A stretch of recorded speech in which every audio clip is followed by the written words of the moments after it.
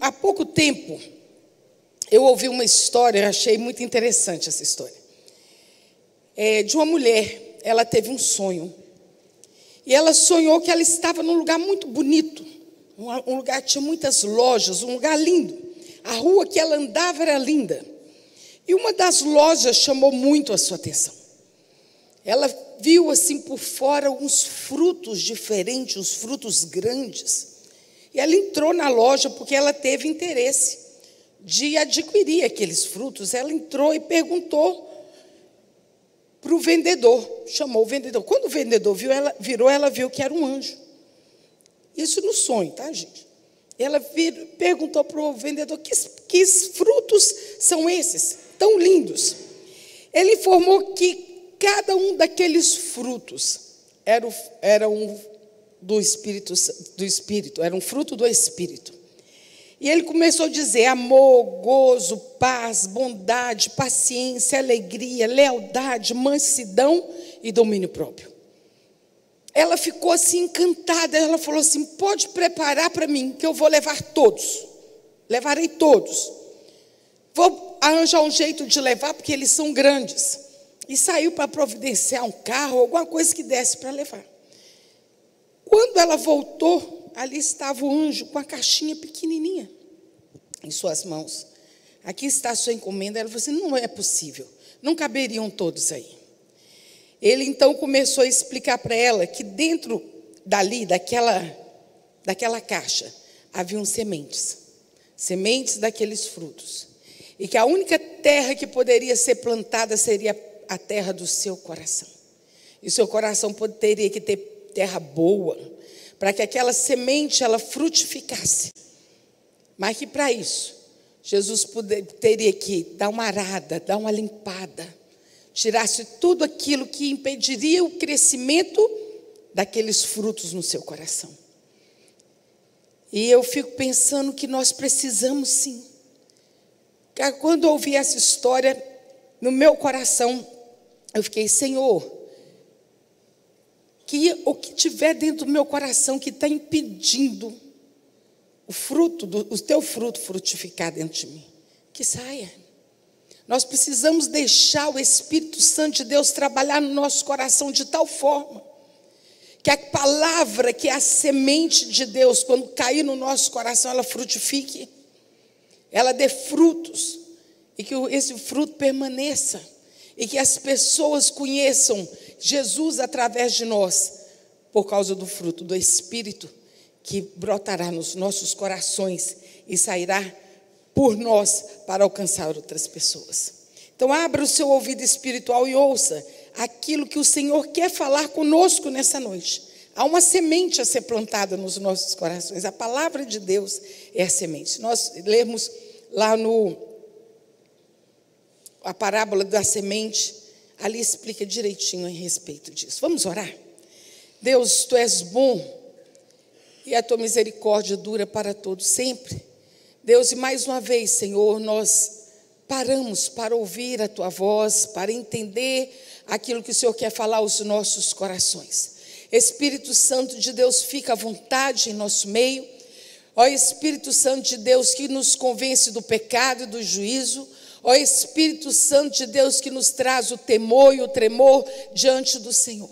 Que o Senhor possa estar livre para operar nas nossas vidas e nas nossas mentes. Nós repreendemos do nosso meio todo e qualquer espírito contrário ao do Senhor Jesus nesse lugar.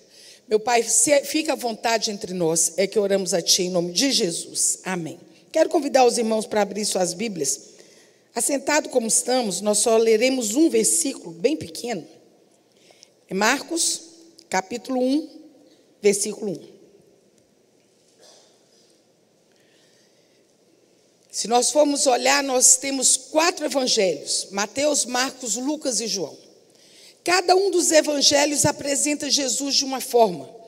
Mateus apresentou Jesus como rei, Marcos apresentou Jesus como servo, Lucas apresentou Jesus como filho do homem e João apresentou Jesus como filho de Deus. Mas nessa noite eu quero falar um pouco sobre o livro de Marcos. O livro de Marcos é o menor livro dos evangelhos. Tudo acontece nele de forma muito rápida. Você pode ver que você não vai encontrar genealogia no livro de Marcos. Ele já começa falando quem era Jesus, o que ele fez. Ele é conciso, direto e cronológico. E é um livro que nos conta histórias. Eu acho que por isso que eu gosto tanto do livro de Marcos. Quem já foi aluno meu, quem é aluno meu, sabe que eu gosto muito de história. E para tudo eu tenho uma história para contar. Mas esse livro de Marcos, existe uma história que é, sem dúvida, a mais importante, marcante e maravilhosa. Porque ela é uma história que nós não só precisamos saber, mas que nós precisamos viver. A história que está aqui. E ele começa, se nós formos ler, pode jogar o versículo aí. Princípio do Evangelho de Jesus Cristo, Filho de Deus. Não é assim que está na Bíblia de vocês? Princípio do Evangelho de Jesus Cristo, Filho de Deus. Eu já estudei o livro de Marcos, a palavra aplicada do Evangelho de Marcos em vida prática. E eu quero ler para vocês como aqui começa. Esse Evangelho de Marcos diz assim: aqui começa a maravilhosa história de Jesus, o Messias, o Filho de Deus. É o mesmo versículo. Aqui começa a maravilhosa história de Jesus, o Messias, o Filho de Deus. Eu amo essa entrada, porque ele começa dizendo que aqui começa uma história maravilhosa. Quando fala que é uma história maravilhosa, é como a gente chama uma criança: vem cá que eu quero te contar uma história. A gente fala assim para ela: era uma vez. Eu não sei se vocês já estiveram com um grupo de crianças, os meninos estão pingando fogo, você vira e fala assim: era uma vez. Todo mundo para, vai arranjando um lugarzinho para sentar. E foi mais ou menos o que Marcos começou dizendo aqui. Aqui começa a maravilhosa história de Jesus, o Messias, o Filho de Deus. Aí nós podemos parar para perguntar: por que maravilhosa? Por que essa história não é uma história qualquer?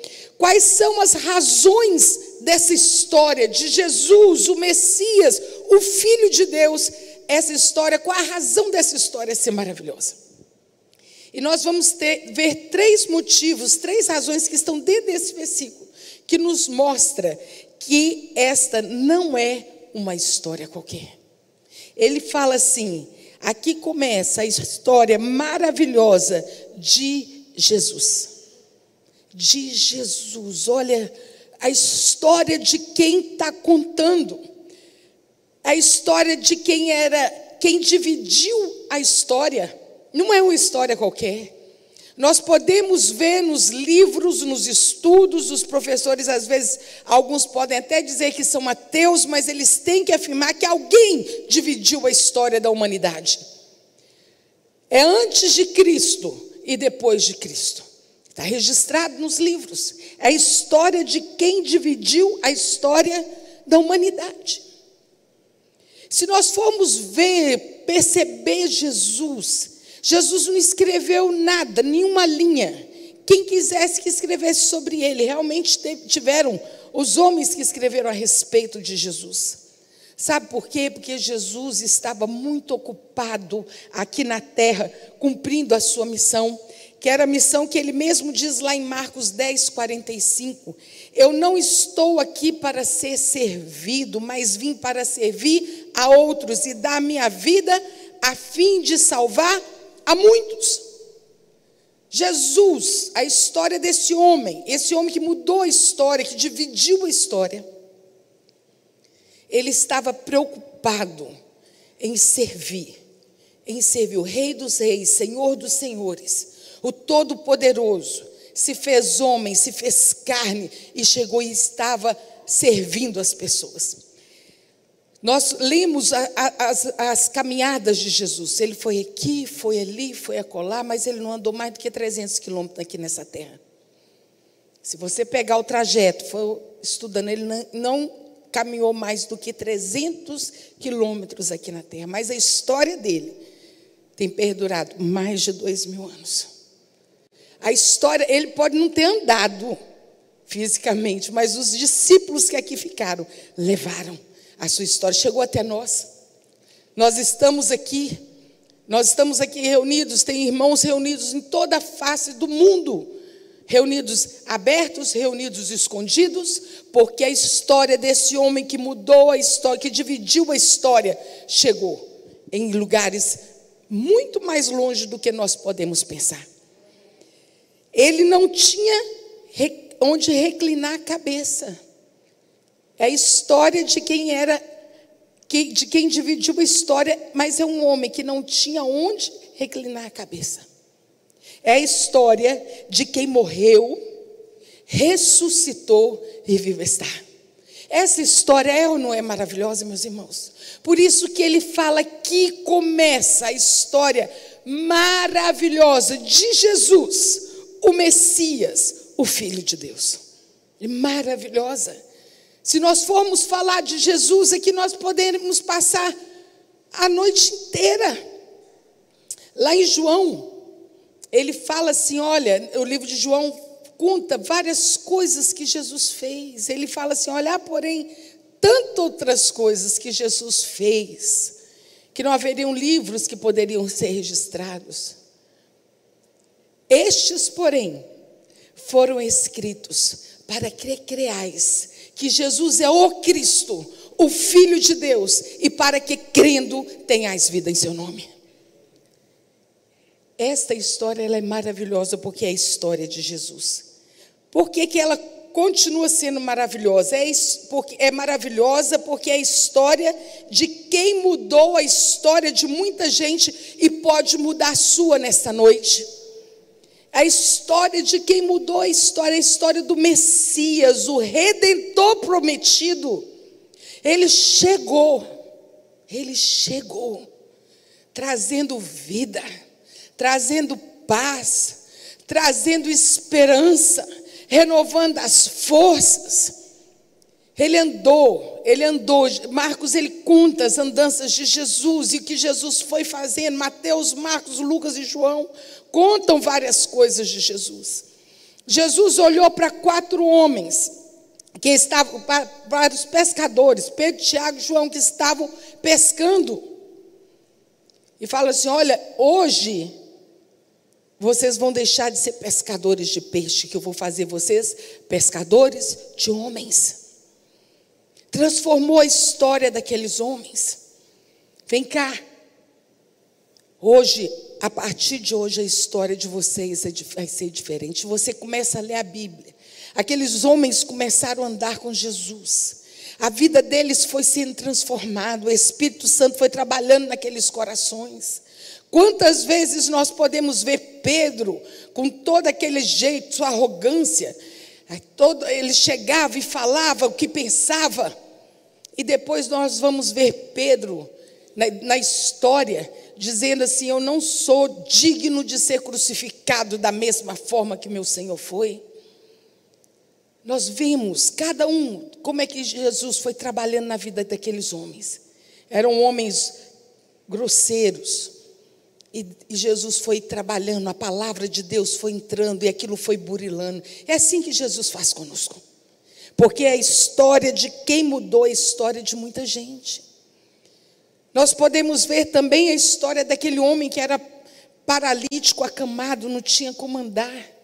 E 4 homens decidem falar assim, olha, nós vamos levar você até Jesus.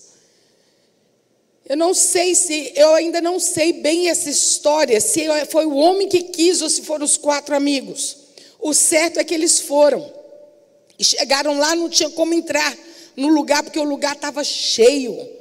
Não tinha espaço, ninguém abria espaço. Falei, dá licença que eu quero levar um paralítico até Jesus. Mas quantos não teriam ali? Quantos cegos, quantos enfermos? Porque o povo ouvia falar, Jesus está aqui. Jesus está na cidade, o povo ia atrás. Mas aqueles homens não se deram por vencidos, eles deram a volta, subiram o telhado, abriram um espaço no telhado e desceram aquele homem. Eu fico imaginando essa cena, irmãos, como eu estou aqui, e todo mundo parasse de olhar para mim e ficasse olhando para o teto. Alguma coisa descendo lá atrás. Eu imagino essa cena. Até aquele homem chegar ali embaixo. E Jesus vira para ele e fala: perdoado estão os teus pecados. Quem estava na plateia começou a pensar, como Jesus bem conhecia o pensamento do povo. Jesus falou assim: o que você acha mais fácil? Perdoar pecado ou dizer para esse homem: levanta-te, toma teu leito e anda? E foi o que Jesus fez. Levanta-te, toma o teu leito e anda. Aquele homem levantou, pegou a caminha que ele estava deitado. Quando ele entrou, ninguém quis abrir espaço para ele. Mas na hora de sair, eu imagino que chegou uma turma para cá, outra turma para lá, e ele passou ali, andando, justificado, alegre, feliz, porque Jesus mudou a história da vida dele. Eu não sei se vocês já imaginaram o que foi dos 4 homens que ficaram lá em cima do telhado. Eles assistiram tudo de plateia. Eu imagino a alegria daqueles homens voltando para casa, de poderem ter contribuído com a vida daquele moço. Ele mudou a história, não só do paralítico, mas daqueles 4 homens também que levaram aquele moço. Tem a história da mulher do fluxo de sangue. Aquela mulher, a Bíblia diz que ela já tinha, tudo que ela tinha, ela gastou com o médico. Não tinha jeito, 12 anos padecendo daquela enfermidade. Um dia ela ouve falar assim: Jesus vai passar por aqui. Ela falou: você não quer nem saber, eu estou indo atrás.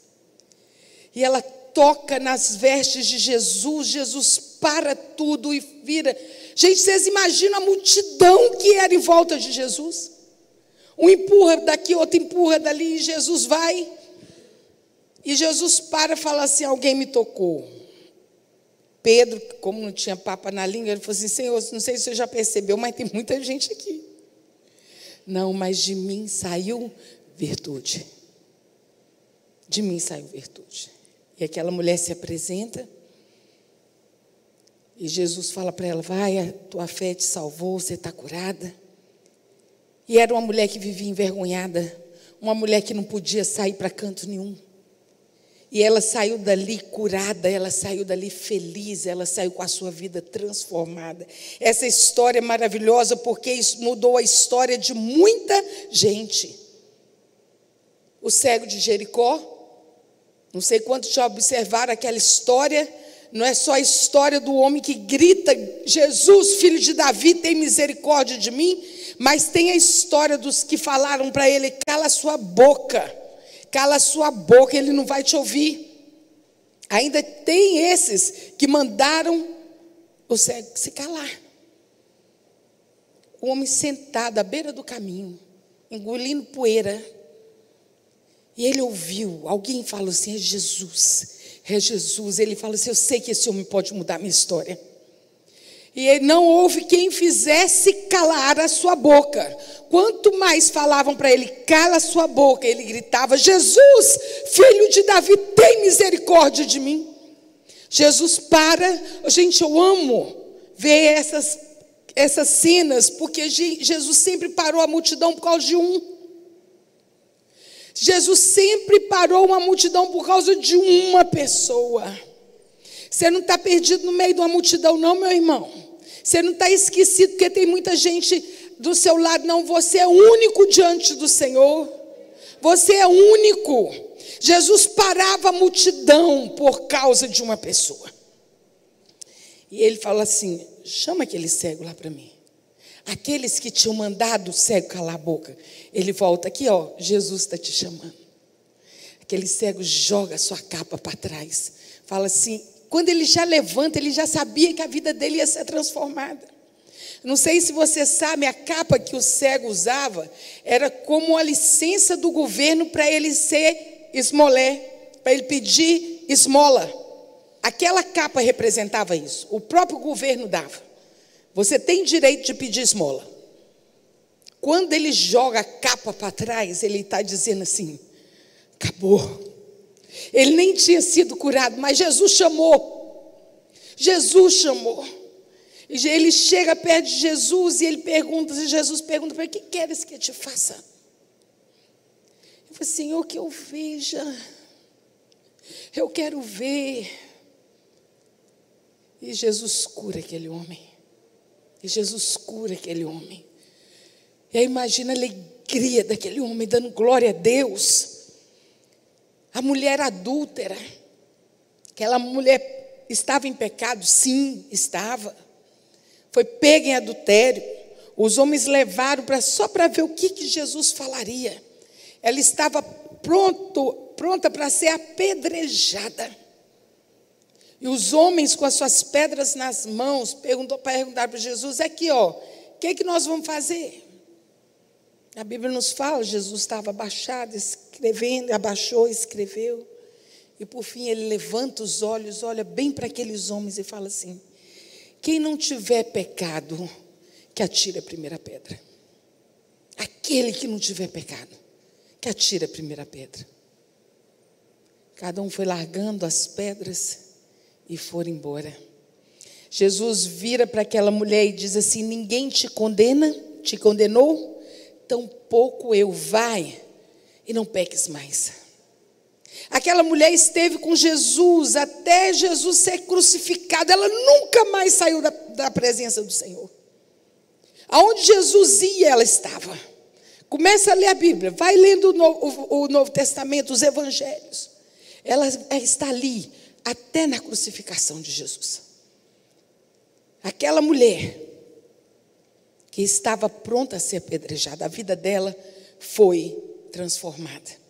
No jogral que teve dos adolescentes na última semana que nós tivemos, tinha uma frase que diz assim, que existe um Deus que pode tornar o viciado, o alcoólatra, o feiticeiro, o idólatra em um homem renovado e santificado. Ele dá uma nova história. É maravilhosa porque é a história de quem mudou a história, de quem mudou a minha história, Viviane. Eu era cega e perdida, sem Deus, sem Jesus, quando Ele estendeu a sua mão para mim. Hoje eu sou salva e remida no sangue de Jesus. Se eu der oportunidade, muitos aqui levantarão e dirão, contarão o que era antes, o que Jesus fez.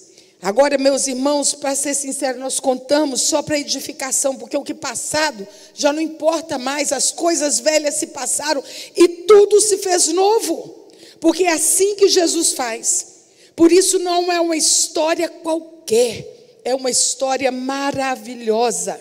Lá em Isaías capítulo 9 diz assim: um povo que andava em trevas viu uma grande luz, e os habitantes que habitavam na região das trevas, da sombra da morte, resplandeceu a luz. Por que resplandeceu a luz? Porque um menino nos nasceu, um filho se nos deu, e o governo está sobre os seus ombros, e o seu nome é Maravilhoso Conselheiro, Deus Forte, Pai da Eternidade, Príncipe da Paz. Aqui começa a maravilhosa história de Jesus, o Messias. O Messias é o único que muda o curso da história das nossas vidas e quer mudar, transformar a sua vida hoje, se você recebê-lo no seu coração. Porque a nossa vida, ela é antes de Cristo e depois de Cristo. Não só a história da humanidade, mas a minha história e a sua. A partir do momento que eu recebo Jesus, eu falo: Senhor, eu aceito. Eu te aceito como Senhor. Jesus é Senhor, é Deus. Eu te recebo como Senhor e Salvador da minha vida. É maravilhoso, não é, meus irmãos? Aqui começa a maravilhosa história de Jesus, o Messias, o Filho de Deus. É maravilhoso porque é a história de quem era antes da história. Ela é maravilhosa porque é a história de quem era antes da história. Se você pegar lá em João capítulo 1, versículo 1, fala: no princípio era o verbo, e o verbo estava com Deus, e o verbo era Deus. Ele está desde o princípio. Lá em Gênesis 1, 26 diz assim: façamos o homem a nossa imagem e semelhança. Façamos. Deus Pai, Deus Filho, Deus Espírito Santo. Continua no capítulo 1 de João. Ele estava no princípio com Deus, e todas as coisas foram feitas por ele, e sem ele nada do que foi feito se fez. É maravilhosa, porque é a história de quem era antes da história. Ele estava junto na criação. Ele deu início à história. E sabe o que é o mais lindo? Ele vai dar o fim. Ele vai dar o fim da história, porque Ele é o Senhor da história. É a história daquele que era, que é e que sempre será. É a história do alfa e o ômega, do princípio e o fim. É a história daquele que tem o controle da história da humanidade, o controle da história, da nossa história, das nossas vidas. E nós podemos entregar a Ele a nossa vida, o nosso viver, o nosso ser. Ele tem controle sobre todas as coisas. Aqui começa a maravilhosa história de Jesus, o Messias, o Filho de Deus. Essa história maravilhosa de Jesus é a história de quem divide a história, é a história de quem muda a história, é a história de quem tem o controle da nossa história. Não é uma história qualquer, meus irmãos. Ela é real. Ela é real. Esses dias nós assistimos um filme com os jovens. E como que é o nome do filme, Amanda? Em Defesa de Cristo. Eu recomendo os irmãos assistirem. Ele é um filme verídico de um homem muito estudado, repórter, né? As coisas assim, um homem muito estudado. E a sua esposa, ela tem um encontro com Jesus e ela entrega a sua vida a Jesus. E ele passa o filme inteiro, assim, vai mostrando as cenas aonde ele foi. Ele fazia de tudo para provar para a sua mulher que Jesus não existiu, que ele pode ter até existido, mas ele não era o Filho de Deus. Ele vai tentando provar, ele viaja, ele procura aqui, procura ali, procura colar. Sabe o que acontece no fim, meu irmão? Ele se rende a Jesus, porque ele descobre que não há como negar que Jesus é o Cristo, o Filho de Deus. Aleluia! Ele é o Messias. É uma maravilhosa história. E o mais lindo dessa história é que o personagem dele é real e está aqui. Porque onde estiver 2 ou 3 reunidos, ele estará no nosso meio. E Jesus está aqui. E talvez aqui nessa noite você entrou precisando, clamando ao Senhor que te ajude, clamando ao Senhor que Ele mude o curso da sua vida. Às vezes tem gente que está cansado de viver, que está precisando de algo novo na vida e não sabe o que fazer, não tem direção. Talvez você entrou aqui nessa noite buscando um milagre do Senhor, precisando de um milagre do Senhor. Não só vocês que estão aqui, mas quem está nos assistindo pela internet, está em casa, às vezes enfermo, precisando que Jesus chegue e mude a história da sua vida. Talvez você esteja aqui precisando de uma provisão de Deus, de uma porta aberta de emprego. Meu Deus, minha vida tem sido de luta. Eu preciso que o Senhor interfira na minha vida. Uma porta aberta. Senhor, mas eu sou tão pecador.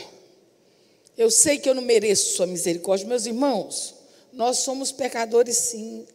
Nós só recebemos a misericórdia de Deus por causa de Jesus. Porque Deus nos olha através de Jesus, através do sacrifício do Senhor. Nós não somos merecedores mesmo, não. É por causa da misericórdia do Senhor. Não há pecado que não possa ser lavado pelo sangue do Cordeiro. O que nós precisamos é confessar. Você não é mais pecador do que ninguém, que pecado é pecado. Se você entrou aqui nessa noite precisando de um perdão de Deus, Deus alcança seu coração. Deus, Ele interfere na história da nossa vida. Às vezes você está precisando de uma libertação. Você sabe que você está oprimido. Você está vivendo angustiado, com a tristeza na sua alma. Mas você está falando hoje, Senhor, muda a história da minha vida. E hoje o Senhor Jesus está aqui, porque hoje nós estamos aqui narrando a maravilhosa história de Jesus, o Filho de Deus, o Messias. E ele veio, ele chegou para dividir a nossa história. Se você quer, você fala, está no seu coração. Senhor, eu quero. Senhor, eu preciso. Eu quero a interferência do Senhor na minha vida. Levante, fique no seu lugar. Levante o seu lugar e fala para assim, Jesus, eu estou aqui. Eu estou aqui. Feche os seus olhos. Quem quiser falar para o Senhor, Senhor, eu estou aqui. Eu preciso que o Senhor mude a história da minha vida. Que o Senhor me ajude. Que a tua graça seja derramada sobre mim. Vai ficando em pé no seu lugar. Nós estaremos orando por você. Louvado seja Deus. Louvado seja Deus. Deus é Deus que muda a história. Glória a Jesus. Não, você está ficando em pé diante daquele que veio, que dividiu a história, que mudou a história, que pode fazer todas as coisas, aquele que era, que é, que sempre será, aquele que conhece o nosso hoje, que conhece o nosso amanhã. Você não sabe o que é seu amanhã, mas você pode entregar a sua vida no controle, o controle da sua vida nas mãos de Jesus. Louvado seja o nome do Senhor. Senhor, eu louvo ao Senhor, meu Deus, pelas vidas que aqui estão em pé. Meu Pai Celestial, o Senhor sabe o que cada um está apresentando diante do Senhor nessa hora. Não só os que aqui estão, mas os que estão também nos vendo pela internet. Pai, o Teu Espírito Santo alcança, Senhor, os corações e as mentes. Meu Deus, nós lemos aqui, vimos tantas histórias que foram transformadas. Meu Pai Celestial, tantas coisas que o Senhor fez e que o Senhor ainda pode fazer, porque o Senhor é poderoso e está aqui. Contempla, Senhor, contempla o clamor, envia a resposta. Meu Deus, que hoje seja um marco na vida do Teu povo. Meu Deus, que clama ao Senhor por misericórdia, que clama ao Senhor, que conta, meu Deus, com a interferência do Senhor na história da vida dos Teus filhos. Que eles possam sair daqui, Senhor, como aquela mulher, justificado, perdoado, curado. Meu Pai Celestial, porque nós sabemos que o Senhor é poderoso para fazer infinitamente mais do que nós estamos clamando nesta hora, porque o Senhor é poderoso, Deus. Louva o Teu nome, Senhor, pelo que o Senhor já está fazendo e pelo que o Senhor ainda fará nessas vidas. É que eu oro a Ti em nome de Jesus. Amém.